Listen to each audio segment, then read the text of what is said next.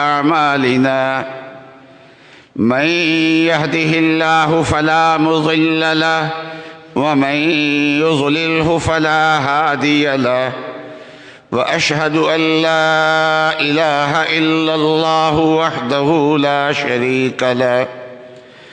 وأشهد أن سيدنا ومولانا محمدًا عبده ورسوله صلى الله تعالى على خير خلقه سيدنا ومولانا محمد وعلى آله وأصحابه أجمعين. اللهم صل على سيدنا ومولانا محمد وعلى آل سيدنا ومولانا محمد وبارك وسلم صلاة وسلاما كثيرا كثيرا. يا رب صل وسلم دائما أبدا على حبيبك خير الخلق كلهم. أما بعد فأعوذ بالله من الشيطان الرجيم. بسم الله الرحمن الرحيم. محمد رسول الله والذين معه أشداء على الكفار رحماء بينهم تراهم ركعا سجدا يبتغون فضلا من الله ورضوانا سيماهم في وجوههم من أثر السجود ذلك مثلهم في التوراة ومثلهم في الإنجيل. صدق الله العظيم وصدق رسوله النبي الكريم. بزرگان محترم اور برادران عزیز، قرآن پاک میں نبی اقدس صلی اللہ علیہ وسلم کو خاتم النبیین بتایا ہے، اور حضرت صلی اللہ علیہ وسلم کا آخری دین ہے جو قیامت تک چلے گا. اس لیے نبی اقدس صلی اللہ علیہ وسلم کے جو براہ راست شاگرد ہیں ان کی تعداد بھی بہت بڑی ہے، 1,24,000 سے زیادہ ہے. عام طور پہ مشہور یہ ہے، ورنہ حجۃ الوداع کے موقع پہ 1,40,000 تھے. تو 1,00,000 سے زیادہ صحابہ اکرام ہیں، اور ان صحابہ اکرام کی شان اور ان کا عادل ہونا اور ان کا فاسق نہ ہونا اور ان کا صاحب ایمان ہونا اور ان کا صاحب تقوی ہونا اور ان کا مخلص ہونا اور ان کا اللہ تبارک و تعالیٰ کی رضا کا طالب ہونا اور ان کے اخلاص کا مقام بہت اونچا ہونا، یہ سب چیزیں قرآن پاک نے کھول کے بیان کر دی ہیں، اور ان کے حالات ہمیں معلوم کرنے کے لیے تاریخ کی طرف رجوع کرنے کی ضرورت نہیں ہے. خود اللہ تبارک و تعالی نے قرآن میں ان کی شانیں بیان کی ہیں، اور تھوڑی نہیں بہت کثرت سے بیان کی ہیں. ویسے تو انبیاء علیہ السلام کا مقام اونچا ہے، بعد کے لوگ سارے مل کے کسی ایک نبی کے مقام کو نہیں پہنچ سکتے، لیکن قرآن پاک نے جیسے پچھلے انبیاء علیہ السلام کی شانیں بیان کی ہیں، اسی طریقے سے صحابہ اکرام کی شانیں بیان کی ہیں، کیونکہ یہ صحابہ واسطہ ہیں نبی اقدس صلی اللہ علیہ وسلم اور امت کے درمیان میں. اور نبی اقدس صلی اللہ علیہ وسلم نے بھی صحابہ کی شانیں بیان کی ہیں عمومی طور پہ، کسی کا نام لیے بغیر بھی. بہت سارے کیا ہے عمومی طور پہ تمام صحابہ کی شان رسول اللہ صلی اللہ علیہ وسلم نے بیان کی ہیں، لیکن چند ایک صحابہ ایسے ہیں جن کا نام لے کے رسول اللہ صلی اللہ علیہ وسلم نے شانیں بیان فرمائی ہیں، اور ان کے فضائل اور مناقب رسول اللہ صلی اللہ علیہ وسلم نے خود بیان فرمائے ہیں۔ اس لیے اگر کسی صحابی کی الگ سے نام لے کے فضیلت نہ ہو تو قرآن پاک میں جو صحابہ کے فضائل آئے ہیں اور نبی اقدس صلی اللہ علیہ وسلم کی احادیث میں صحابہ کے فضائل آئے ہیں، ہر صحابی اس میں شامل ہے، اگرچہ اس کا نام لے کے الگ سے کوئی فضیلت نہ بیان کی گئی ہو، لیکن چند صحابہ ایسے ہیں جن کا نام لے کے رسول اللہ صلی اللہ علیہ وسلم نے ان کی شان بیان کی ہے۔ ان صحابہ میں سے ایک صحابی امیر المومنین سیدنا حضرت معاویہ رضی اللہ تعالی عنہ بھی ہیں۔ نبی اقدس صلی اللہ علیہ وسلم نے ان کو دعا دی ہے، اللہم علمہ الکتاب والحساب وقہ العذاب، کہ اے اللہ ان کو کتاب اللہ کی تعلیم دیجئے، حساب کی تعلیم دیجئے، اور انہیں عذاب سے محفوظ رکھیے۔ حضرت معاویہ رضی اللہ تعالی عنہ یہ حضرت ابو سفیان کے صاحبزادے ہیں، اس لیے صحابی ابن صحابی، صحابی کے بیٹے ہیں اور خود بھی صحابی ہیں۔ کافروں کے قریش والے جو مسلمانوں کی مخالفت کر رہے تھے تو ان کا سردار تھا ابو جہل، لیکن غزوہ بدر میں قریشیوں کے بڑے بڑے سردار مارے گئے، ابو جہل بھی مارا گیا، تو پھر قیادت حضرت ابو سفیان کے ہاتھ میں آ گئی تھی۔ فتح مکہ تک حضرت ابو سفیان جو ہے وہ قیادت کرتے رہے، کافروں کی قیادت کرتے رہے، اور کافروں کی طرف سے مسلمانوں کا مقابلہ کرتے رہے ہیں، اور فتح مکہ کے موقع پہ مسلمان ہوئے ہیں۔ تو ابو سفیان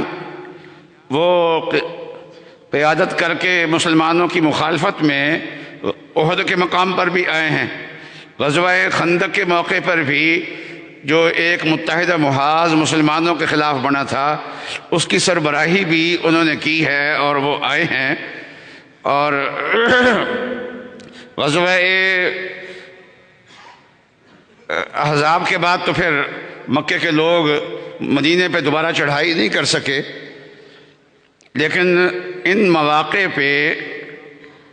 ان کے گھر کے جو افراد ہیں اور بعد میں صحابی بنے ہیں، ایک حضرت معاویہ رضی اللہ تعالیٰ عنہ ابو سفیان کے صاحبزادے، اور دوسرے صاحبزادے تھے اس کا نام یزید تھا۔ یزید دو ہے، ایک حضرت معاویہ کے بیٹے ہیں جو معروف ہے زیادہ، اور ایک حضرت معاویہ کے بھائی تھے یزید۔ تو یہ دونوں مسلمان ہوئے ہیں اور لیکن ان کے والد کے پاس مسلمانوں کی مخالفت کی سرداری تھی، اور وہ احد میں اور خندق کے موقع پہ آئے بھی ہیں، غزوہ احزاب میں آئے بھی ہیں، لیکن ان دونوں موقعوں پہ ان کے دونوں صاحبزادے ابو سفیان کے حضرت یزید میں وہ صحابی کو کہہ رہا ہوں، وہ دوسرے یزید کو نہیں کہہ رہا میں یزید اور حضرت معاویہ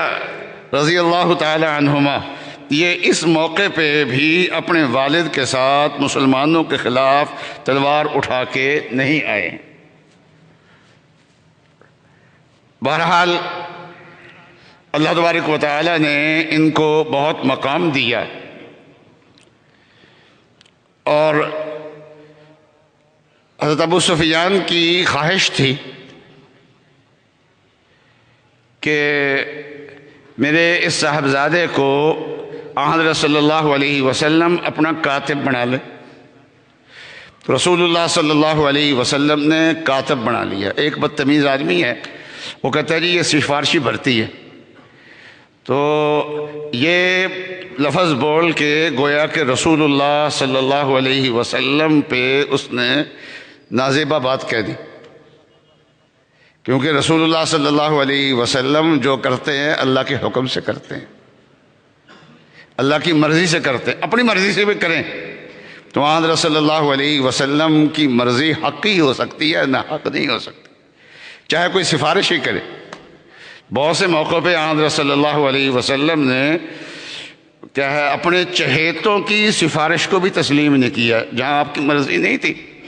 وہاں رسول اللہ صلی اللہ علیہ وسلم نے اپنے چہیتوں کی سفارش کو بھی تسلیم نہیں کیا. جب حضرت صلی اللہ علیہ وسلم مرض الوفات میں تھے، آخری بیماری تھی، تو اس بیماری کے موقع پہ حضرت جب نماز کے لیے نہیں آ سکے تو فرمایا کہ مرو ابا بکر فلیصلی بالناس، حضرت ابو بکر کو حکم دو وہ نماز پڑھائیں.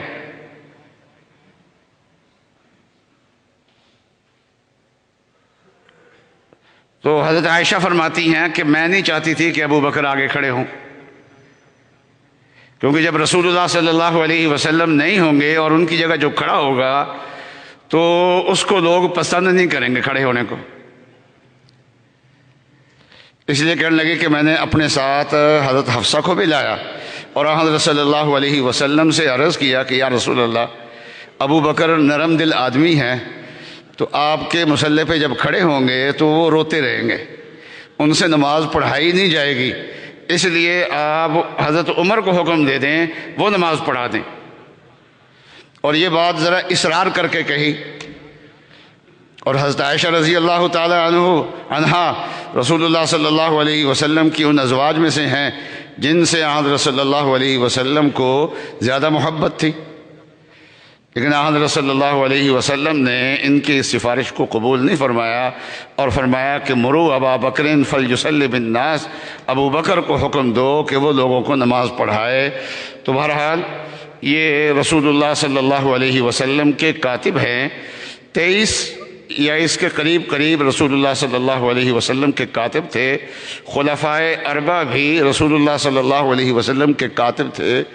اور حضرت معاویہ رضی اللہ تعالی عنہ بھی رسول اللہ صلی اللہ علیہ وسلم کے کاتب تھے. بلکہ ایک روایت حضرت معاویہ بیان فرماتے ہیں کہ رسول اللہ صلی اللہ علیہ وسلم نے مجھے بسم اللہ الرحمن الرحیم لکھنے کی ترتیب سمجھائی کہ با کو اس طریقے سے واضح کر کے لکھو، لمبا کر کے لکھو،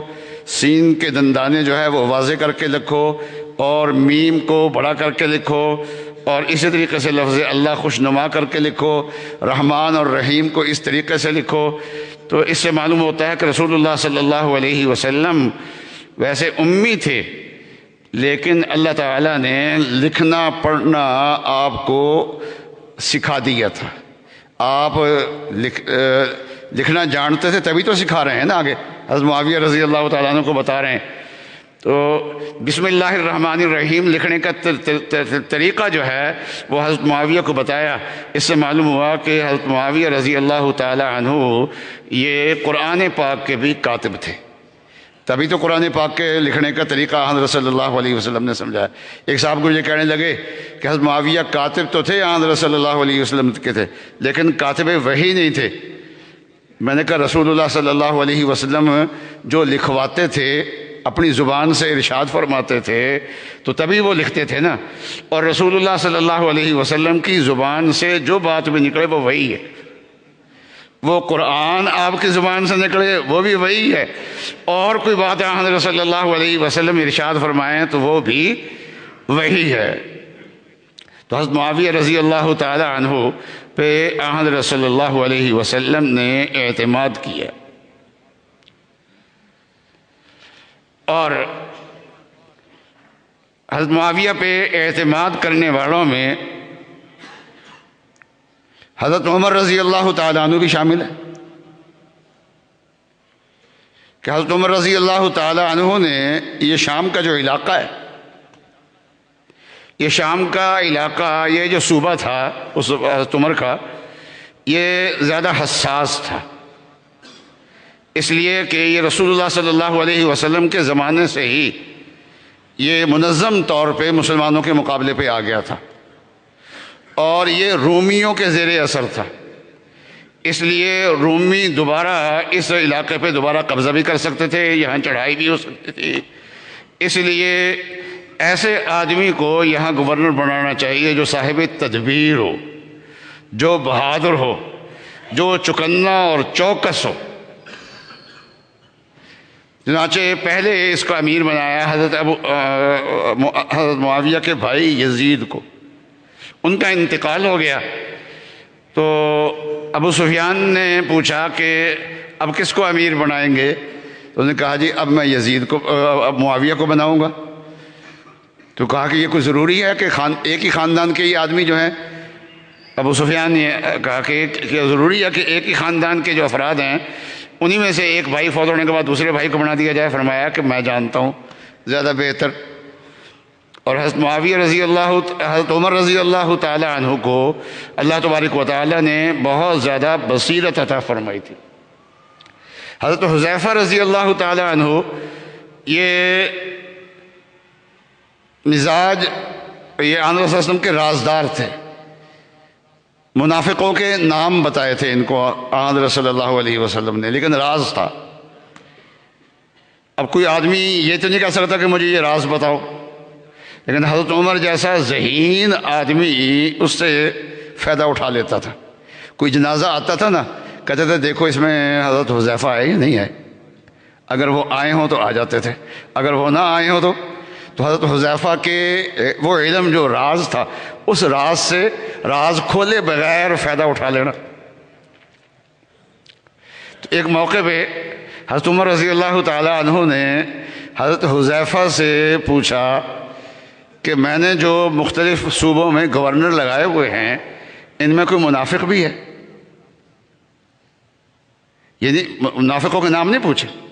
ان میں کوئی منافق بھی ہے؟ انہوں نے سوچ کے کہا جی ہاں ایک ہے۔ آگے نام نہیں پوچھا کیونکہ آگے پھر راز کی بات آ جاتی ہے، حضور صلی اللہ علیہ وسلم نے اس کو راز فرمایا ہے۔ حضرت عمر نے غور کر کے ایک گورنر کو تبدیل کر دیا، تبدیل کرنے کے بعد پھر عرصے بعد دوبارہ پوچھا ان سے کہ اس وقت تو کوئی میرے گورنروں میں منافق نہیں، کہنے لگے اب کوئی نہیں ہے۔ تو حضرت عمر رضی اللہ تعالی عنہ جیسا آدمی جس پہ اعتماد کرے، پھر خلیفہ راشد بھی ہیں جن پہ اعتماد کرنے کا رسول اللہ صلی اللہ علیہ وسلم نے حکم دیا ہے، تو سب سے زیادہ جو حساس صوبہ تھا، اس حساس صوبے کا گورنر جو ہے وہ حضرت امیر معاویہ رضی اللہ تعالی عنہ کو لگایا ہے۔ پھر حضرت عمر کا انتقال ہو گیا، تو حضرت عمر کے انتقال کے بعد 12 سال کے قریب خلافت حضرت عثمان رضی اللہ تعالی عنہ کی رہی ہے۔ تو حضرت عثمان رضی اللہ تعالی عنہ نے بھی ان کو اس پہ برقرار رکھا ہے۔ یہ چار خلفائے راشدین میں سے دو کا اعتماد جو ہے وہ حضرت معاویہ رضی اللہ تعالی عنہ پہ تھا، اور اس کے بعد پھر حضرت علی رضی اللہ تعالیٰ عنہ کے زمانے میں حضرت معاویہ کا اور حضرت علی کا اختلاف رہا، اور یہ اختلاف اجتہادی اختلاف تھا، اور اس اختلاف کی وجہ سے جنگوں تک بھی نوبت پہنچی ہے۔ اور اجتہادی اختلاف میں ہر فریق کو اللہ تبارک و تعالیٰ اجر عطا فرماتے ہیں، ان کے اجتہاد کا اجر عطا فرماتے ہیں، اور مجتہد جو ہوتا ہے وہ اپنے اجتہاد پہ عمل کرنے کا پابند ہوتا ہے۔ تو حضرت معاویہ مجتہد تھے، ان کا مجتہد ہونا حضرت ابن عباس رضی اللہ تعالی عنہ نے بھی تسلیم کیا۔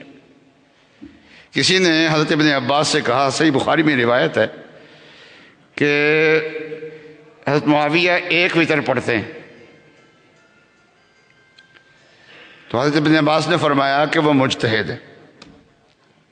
تو ان کا مجتہد ہونا جو ہے وہ حضرت ابن عباس نے بھی تسلیم کیا ہے، اور صحیح بخاری کے اندر یہ روایت موجود بھی ہے۔ پھر حضرت علی رضی اللہ تعالی عنہ کے انتقال کے بعد حضرت حسن 6 ماہ خلیفہ رہے، اور ان 6 ماہ کے بعد حضرت حسن نے خلافت حضرت امیر معاویہ رضی اللہ تعالی عنہ کے حوالے کر دی۔ یہ تیسری اہم شخصیت کا ان پہ رسول اللہ صلی اللہ علیہ وسلم کے بعد صحابہ میں سے یہ تیسری اہم شخصیت ہے جنہوں نے ان پہ اعتماد کیا ہے۔ اور حضرت حسن رضی اللہ تعالی عنہ یہ ایسے ہی رسول اللہ اپنے نانا کی امت کو کسی ارے غیرے کے حوالے نہیں کر سکتے، ان پہ اعتماد تھا تو ان کے حوالے کر سکتے۔ اور حضرت حسن رضی اللہ تعالی عنہ یہ ساری زندگی امیر المومنین حضرت علی رضی اللہ تعالی عنہ کے ساتھ رہے ہیں، تو جتنا حضرت علی کا مزاج شناس حضرت حسن ہو سکتے ہیں اتنا کوئی اور مزاج شناس نہیں ہو سکتا حضرت علی کا۔ تو یوں کہہ سکتے ہیں کہ حضرت حسن نے جو فیصلہ کیا ہے اور حضرت معاویہ پہ اعتماد کیا ہے یہ ان کا ذاتی بھی ہے، رائے بھی ہے، اور ان کی ذاتی رائے ہونا کوئی معمولی چیز نہیں ہے، کیونکہ یہ وہ ہیں جن کے منہ میں رسول اللہ صلی اللہ علیہ وسلم کا لعاب گیا ہے، جنہوں نے رسول اللہ صلی اللہ علیہ وسلم کے سینوں پہ کھیلا ہے، جنہوں نے رسول اللہ صلی اللہ علیہ وسلم کی کمر پہ کھیلا ہے، جو حضرت صلی اللہ علیہ وسلم پہ کمر پہ سوار ہوئے ہیں، جن کے لیے رسول اللہ صلی اللہ علیہ وسلم نے دعائیں کی ہیں اپنی ذات میں بھی۔ لیکن ان کی رائے میں یوں کہہ سکتے ہیں کہ حضرت علی رضی اللہ تعالیٰ عنہ کا مزاج بھی شامل تھا۔ اور پھر حضرت حسن رضی اللہ تعالیٰ عنہ نے جو صلح کی ہے تو اس صلح کی تائید رسول اللہ صلی اللہ علیہ وسلم فرما گئے تھے پہلے۔ تو حضرت حسن بچے تھے، مسجد میں آ گئے، حضرت صلی اللہ علیہ وسلم نے اٹھا کے ممبر پہ اپنے ساتھ ان کو بٹھا لیا اور فرمایا کہ ابنی ھذا سید، میرا یہ بیٹا جو ہے نا یہ سردار ہے،